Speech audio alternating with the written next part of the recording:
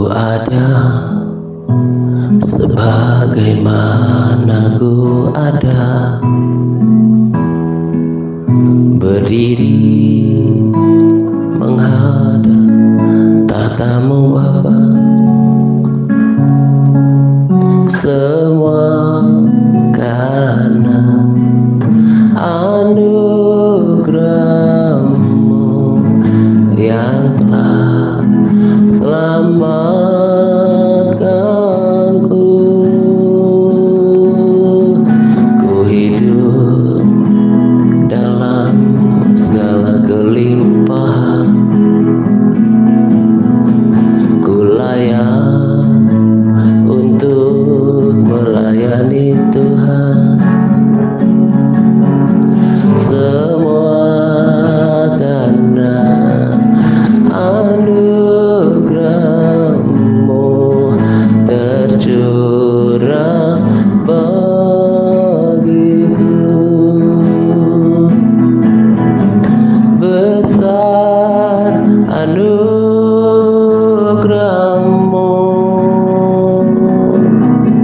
berlimpah kasih-Mu.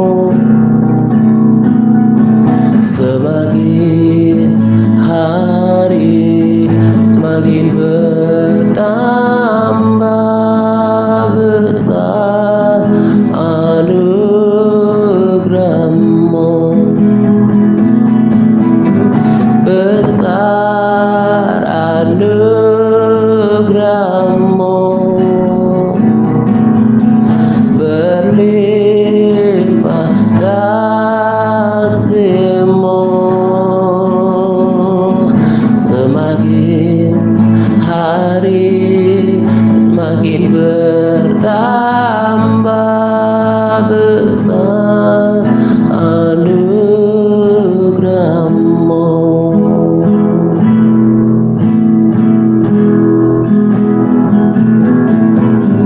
Ku ada sebagaimana ku ada,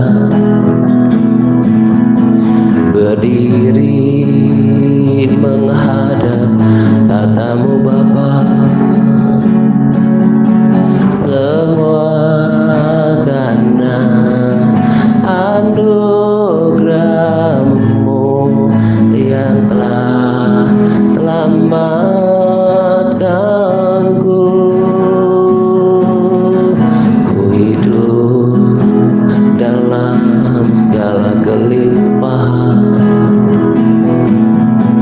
ku layak untuk melayani Tuhan.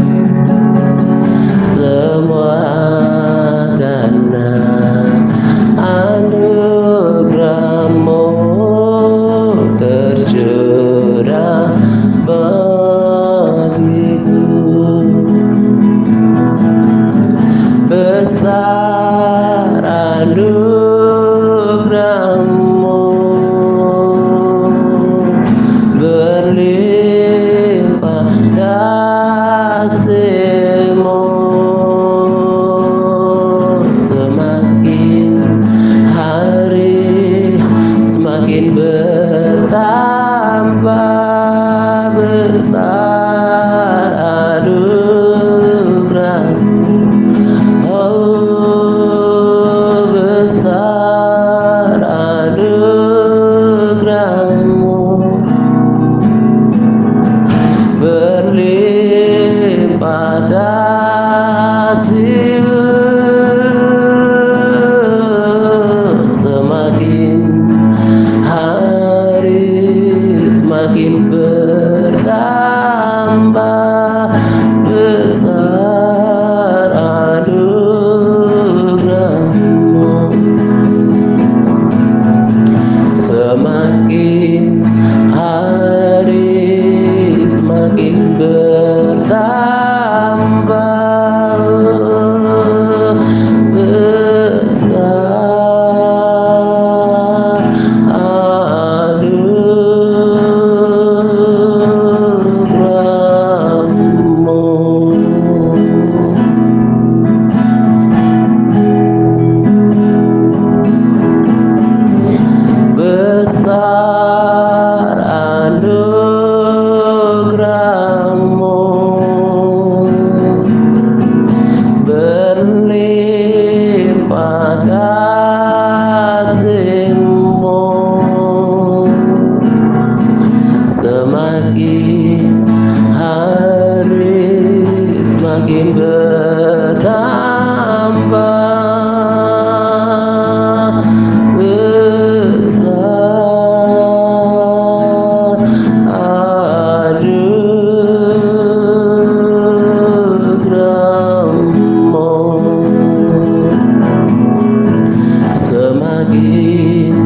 hari semakin bertambah besar.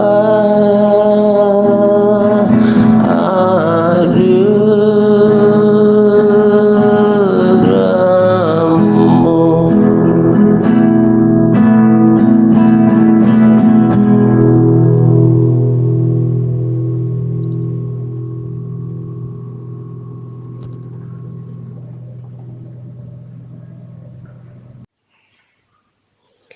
Shalom semuanya.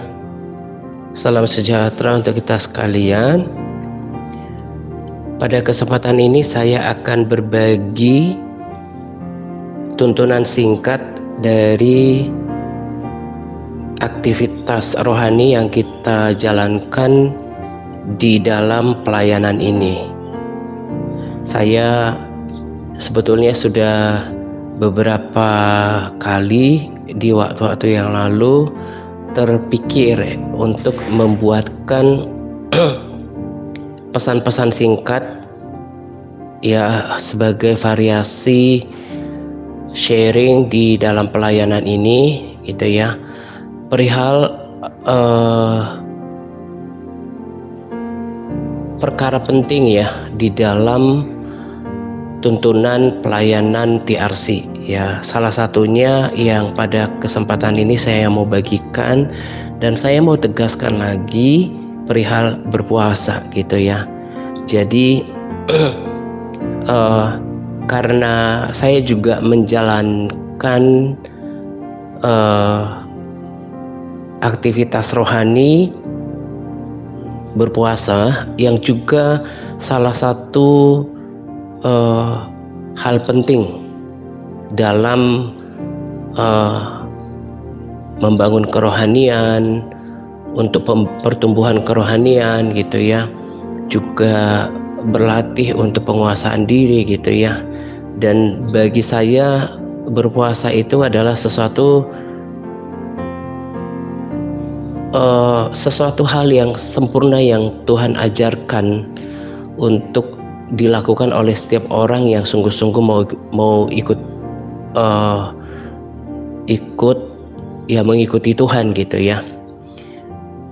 Belum lama ini saya baca tentang Paulus gitu ya di 2 Korintus, bahwa dia adalah salah seorang yang bertekun dalam berpuasa gitu ya, sebagai penegasan dari apa yang saya katakan tadi, bahwa untuk seorang pengikut Tuhan sejati, dia harus memiliki dan memiliki komitmen untuk berpuasa ya.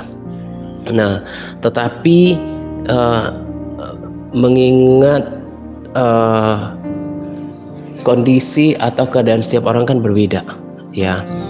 Jadi saya mau tegaskan lagi ya kepada kita bahwa pelaksanaan berpuasa ini ya harus betul-betul dinikmati ya.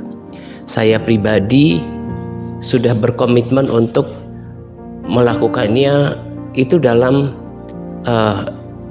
my daily basis ya, dalam keseharian saya. Kalau ada pelayanan di tempat ini, seperti dulu-dulu kan saya sudah bagikan bahwa sudah gaya hidup saya namanya intermittent fasting. Nggak ada namanya yang sarapan pagi, itu sudah saya hilangkan sejak bertahun-tahun yang lalu gitu ya. Dan itu tidak berefek buruk pada kesehatan saya seperti yang dipikirkan oleh orang-orang yang tidak belajar dari ahli-ahlinya di media sosial ya, terutama di YouTube gitu ya. Nah, itu justru berakibat baik bagi kesehatan saya pribadi gitu ya. Nah, jadi kalau ada pelayanan atau ada hal yang membuat saya tidak mampu untuk menjalankan puasa gitu ya, puasa total, maka saya pagi hari itu pasti kurang lebih jam 10 itu pasti minum kopi pahit gitu ya. Nanti tetap siangnya jam 12 atau jam 1 baru minum jus sayur gitu ya, jus sayur buah atau ditambah gandum gitu. Nah, tapi kalau tidak ada pelayanan atau tidak ada hal yang yang membuat saya tidak mampu untuk melakukannya, itu udah sebuah komitmen berpuasa minimal setengah hari gitu ya. Jadi seperti pada saat ini awal November kita ada puasa raya sampai 7 hari ya, angka sempurna. Kalau memang di antara para sahabat ya, terutama MTRC yang diharapkan berkomitmen untuk melakukannya gitu ya, tidak bisa melakukannya berturut-turut karena mungkin faktor kesehatan atau pekerjaan atau kesibukan gitu ya, miliki aja gaya hidup berpuasa. Dan saya bersyukur 80 hingga 90% ya di antara kita itu sudah memiliki gaya hidup berpuasa, dan itu baik untuk kesehatan kerohanian dan kesehatan tubuh kita gitu ya. Jadi kalau misalnya tidak bisa berturut-turut, misalnya 7 hari ya di awal bulan, nggak apa-apa, ambil tiga kali, atau miliki gaya hidup seperti yang saya bagikan gitu ya, intermittent fasting gitu ya. Supaya saya bagikan ini kembali dan berulang, supaya kita melakukan semuanya dengan damai sejahtera, tidak dengan keterpaksaan. Jadi seperti saya, itu adalah sebuah kemauan dan gaya hidup, sesuatu yang dinikmati. Gak ada lagi yang namanya breakfast, gak ada lagi namanya sarapan pagi ya. Dan itu baik untuk kesehatan saya juga, untuk mempertahankan berat badan saya supaya tetap ideal gitu ya. Nah, jadi itu yang saya mau katakan kepada kita. Yang paling utama adalah ya, seperti yang kemarin saya katakan, kita harus melatih untuk selalu memiliki persekutuan pribadi dengan Tuhan. Ya, itu harus dipelajari, dilatih dan dihidupi ya. Jadi selain di dalam posisi doa ya, misalnya saat teduh, kemudian doa malam atau doa siang, kita harus membayangkan bahwa kita harus selalu terhubung dengan Tuhan dan memiliki persekutuan dengan Tuhan, bergaul dengan Roh Kudus ya. Aplikasinya adalah selalu belajar untuk merenungkan firman, berketetapan hati untuk hidup benar, hidup kudus setiap hari. Dalam perjalanannya tidak sempurna, kita yang sudah bertobat pasti itu, kalau ada hal yang kita kemudian terjatuh pikiran negatif aja misalnya, atau pikiran yang tidak seturut firman Tuhan, kita pasti langsung gak damai sejahtera. Dan kita bereskan itu, karena firman Tuhan katakan bahwa kalau kita jatuh dalam dosa yang kita nggak mampu, dan kita sebetulnya tidak niatkan itu, kita bisa bertobat, karena pertobatan dan penyucian darah Yesus, pengampunan selalu tersedia selama kita hidup, selama kita di bumi, asal kita tidak mempermainkannya gitu ya. Nah, itu yang perlu dibangun, tetap memiliki persekutuan dengan Tuhan, kemudian berlatih untuk merenungkan firman, hidup di dalamnya, dan banyak memuji menyembah Tuhan, banyak berbahasa roh. Itu goalnya daripada tuntunan pelayanan di TRC ini gitu ya. Jadi itu yang saya mau tekankan pada kesempatan ini. Semoga kita semakin mengertinya dan menjalaninya dengan penuh kenikmatan. Jadi bukan karena suatu keterpaksaan gitu ya. Dan berharap juga para saudara yang ada di pemuritan, bahkan di penjangkauan, mulai belajar berkomitmen untuk melakukannya. Karena itulah kekristenan. Kekristenan adalah bukan sekedar agama, bukan sekedar rutinitas ke gereja, tapi memiliki persekutuan dan pengenalan akan Tuhan, sampai bahkan mengerti kehendak Tuhan, hidup dalam kebenaran ya, tetap menjaga persekutuannya dengan Tuhan gitu ya. Itulah tujuan daripada kita melakukan semua aktivitas rohani itu. Dan saya adalah bukti daripada kekuatan ibadah itu. Sampai sekarang saya masih bisa pertahankan hubungan pribadi dengan Tuhan. Saya semakin hari semakin bisa melihat hal-hal yang di waktu yang lampau itu adalah oh itu perlu diperbaikin, karena semakin hari kita harus semakin sempurna dengan Kristus gitu ya. Ini tuntunan singkat buat kita, kiranya dengan tuntunan singkat kita bisa gampang menangkapnya dan mempraktekkannya gitu ya. God bless. Shalom semuanya. Pada kesempatan ini saya akan berbagi pesan penting dari firman Tuhan yang saya dengarkan pada saat ibadah. Ya, saya kutip saja atau bagikan saja pesan terpenting yang saya dapatkan untuk kita semuanya. Saya percaya itu adalah menjadi pesan buat kebanyakan kita yang memang masih menangkap visi dari pelayanan ini gitu ya. Namun tetap nanti rekomendasi videonya akan dibagi ya, tapi sekalian juga saya mau pesankan ya kepada tim admin dan juga prajurit yang sudah setia membagikan rekomendasi video gitu ya, supaya ke depan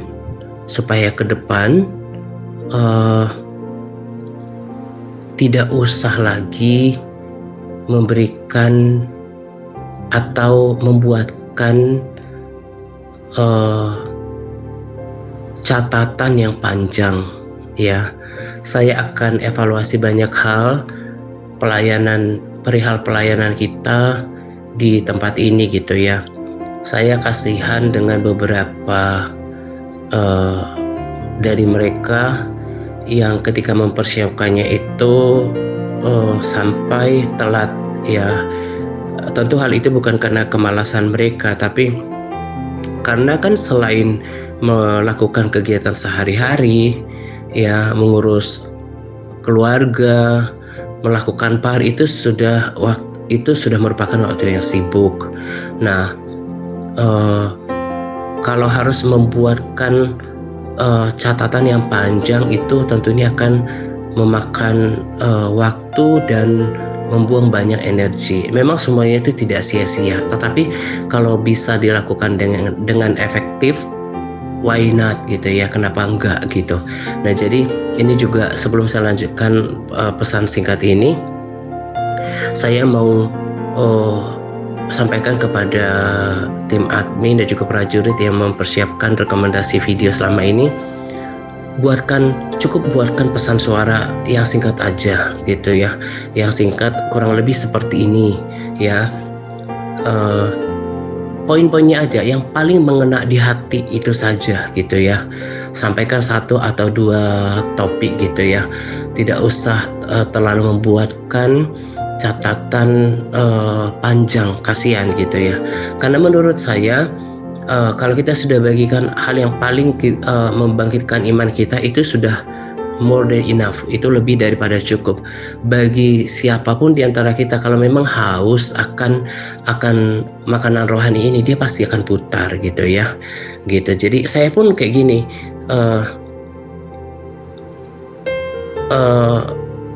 nanti akan divariasi ya, tergantung tuntunan Roh Kudus di dalam hati saya gitu ya.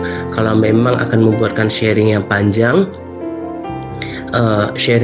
seperti biasanya, tetap saya buatkan. Tetapi ada kalanya saya berpikir bahwa kalau nanti disampaikan terlalu panjang, mungkin tidak terlalu ditangkap isinya, atau kalau saya kadang harus kumpulkan dulu beberapa tema gitu ya, beberapa pesan, itu kadang bisa kehilangan spiritnya untuk menyampaikan di dalam rekaman gitu ya, ngerti ya maksudnya ya. Jadi saya buatkan aja pesan-pesan singkat seperti ini, penuh dengan semangat dan selagi masih hangat gitu ya. Karena ketika kita membagikan sharing kan bukan sekedar kata-kata, tetapi powernya adalah selain tentu pengurapan daripada Roh Kudus adalah spirit atau semangat yang menyertainya gitu ya. Jadi Itulah kenapa saya putuskan selain membuatkan rekaman panjang, saya akan buatkan rekaman-rekaman singkat yang penting, yang membangkitkan semangat saya dan juga penting untuk dibagikan supaya kita mau hidupi gitu ya. Nah, kalau kemarin saya bagikan tuntunan berpuasa TRC, kalau sekarang saya mau bagikan hal yang penting untuk kita evaluasi gitu ya, tentang kekristenan kita. Jadi satu yang pesan utama dari firman Tuhan yang saya dengarkan hari ini dari ibadah adalah bagaimana kalau kita mau dikategorikan sebagai gereja yang hidup, ya, gereja yang hidup. Gereja yang hidup itu adalah gereja yang menjangkau. Saya tertarik pernyataan yang penuh hikmat dari hamba Tuhan tersebut, ya, tentunya dari gereja yang saya rekomendasikan videonya. Dikatakan bahwa ketika kita menjangkau orang, itu sebetulnya bukan untuk kepentingan orang lain semata, tetapi untuk kesehatan, ya, iman kita juga gitu. Pernyataan yang kurang lebih sama dengan bahasa yang berbeda sebetulnya saya sudah sampaikan di waktu-waktu yang lalu. Kalau sungguh-sungguh perhatikan setiap sharing saya, kalau bahasa saya mengatakan bahwa kalau kita kekristenannya hanya fokus pada diri kita sendiri, gak menjangkau orang, maka kerohanian kita, iman kita akan cenderung flat dan akhirnya menuju kepada kematian.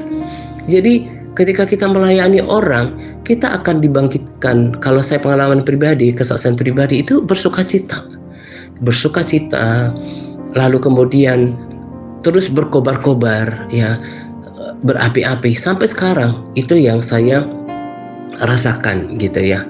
Dan beliau berkata bahwa itu kurang lebih sama juga, bahwa kalau gereja tidak menjangkau, itu adalah gereja yang mati. Betul ya. Jadi kalau hanya orang gereja-gerejaan terus tidak pernah memikirkan jiwa-jiwa, hanya peduli dengan dirinya sendiri, yang penting saya sudah ke gereja, gak memikirkan tentang hati dan pikiran Tuhan, amanat agung, dia akan cenderung biasa-biasa.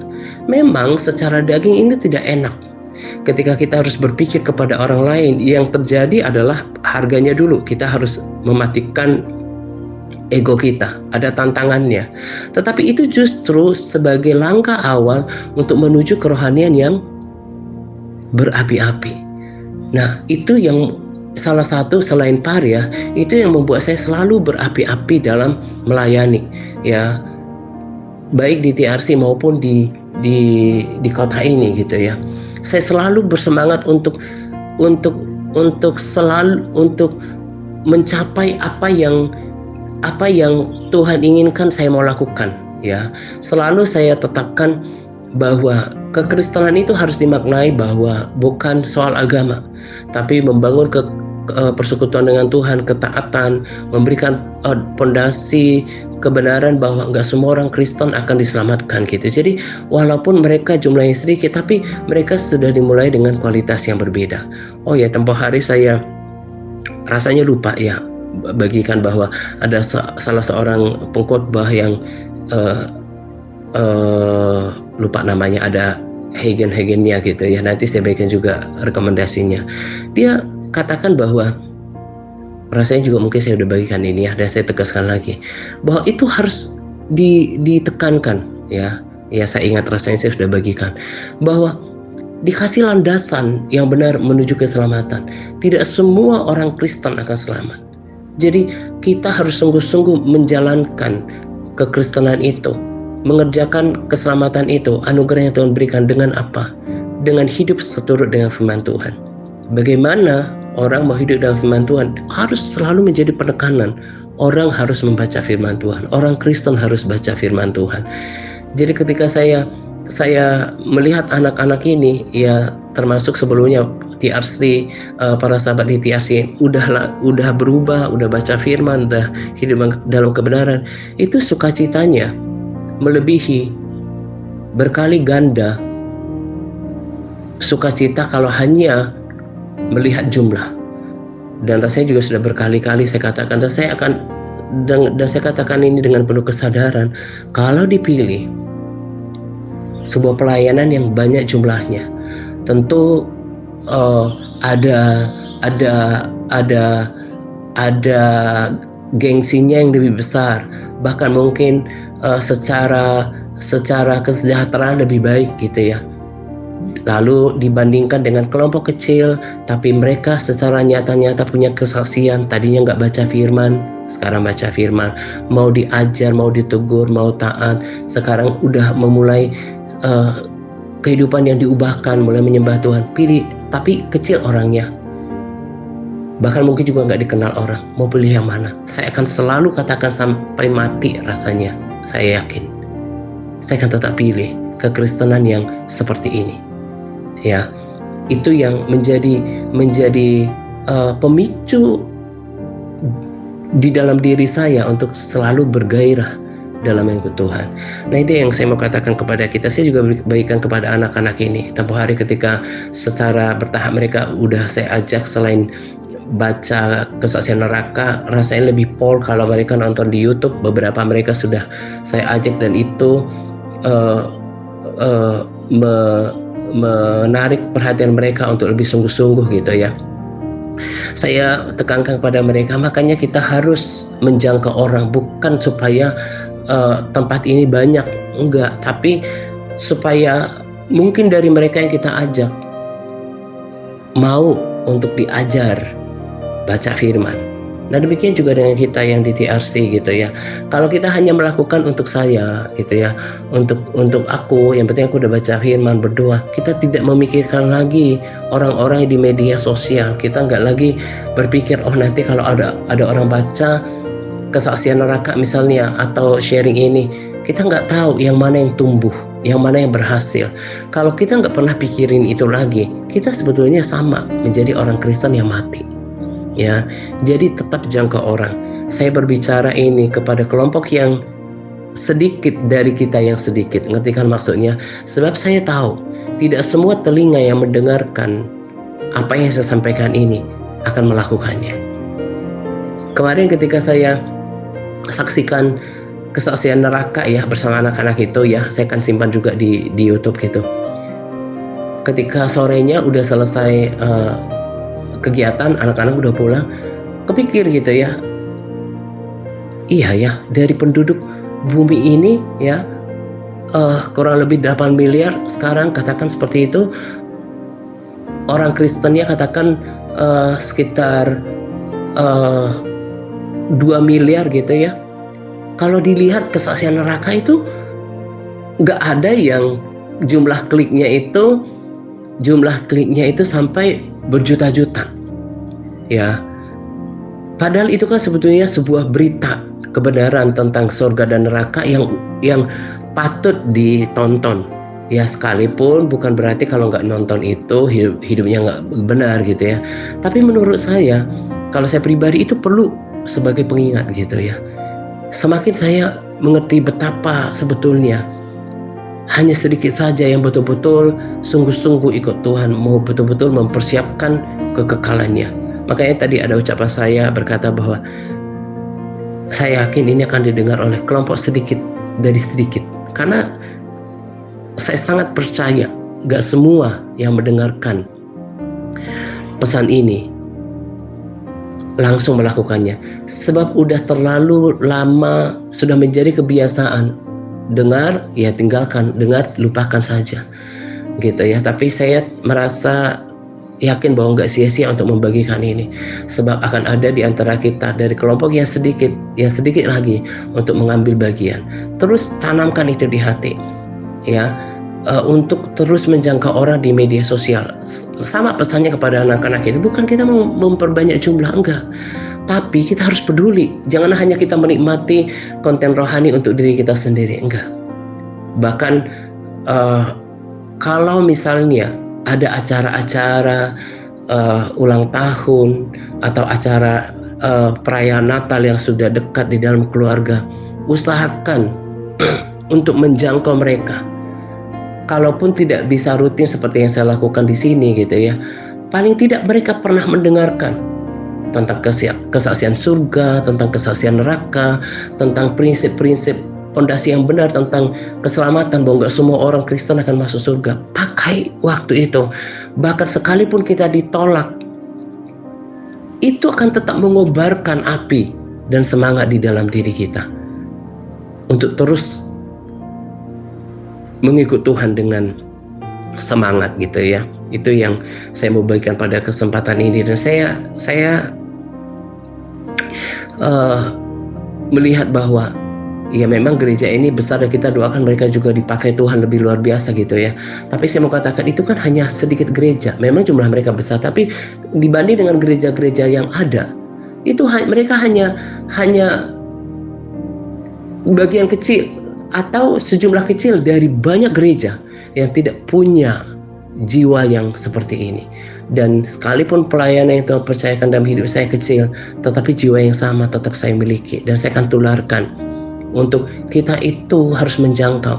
Makanya lagu-lagu anak-anak ini itu mungkin lebih dari 50% adalah lagu-lagu yang dulu, seperti dulu saya ketika baru sungguh-sungguh ya sama Tuhan melakukan pertobatan, lahir baru, itu adalah lagu-lagu misi ya ngerti maksudnya ya, lagu-lagu yang menanamkan di dalam hati mereka untuk hidup mereka itu dipakai oleh Tuhan. Jadi nggak hanya betapa baik ya Engkau Tuhan, misalnya kayak gitu ya, nggak cuman kayak gitu, itu dinyanyikan juga, tapi ada lagu-lagu misi. Ini aku Tuhan, utuslah aku, atau hidup ini adalah kesempatan. Jadi supaya mereka tidak lewat lagu-lagu, mereka diubahkan juga, apalagi lagu-lagu yang dari firman Tuhan ya, untuk mengubahkan mereka tidak hanya menjadi Kristen yang hanya cukup untuk saya, tapi saya juga adalah orang Kristen yang berdampak selama saya hidup gitu ya. Nah, akhirnya pesan ini juga ditangkap. Kalau mau berkobar-kobar, berapi-api dengan Tuhan, salah satu yang kita lakukan selain par adalah menjangkau. Dan firman Tuhan berkata, dengan seperti itulah Bapa dipermuliakan. Buah selain buah karakter, buah yang dimasukkan dalam firman Tuhan, selain buah karakter adalah juga buah jiwa-jiwa. Ya, kiranya sharing singkat ini masih bisa berdaya untuk mengingatkan kita supaya tidak fokus pada diri sendiri. Orang yang fokus pada diri sendiri adalah orang yang egois dan cenderung untuk melihat kekurangan di dalam dirinya, pergumulannya gitu ya. Tetapi justru ketika kita fokus sama Tuhan, justru kita bisa melihat pertolongan Tuhan yang kita perlukan gitu ya. God bless.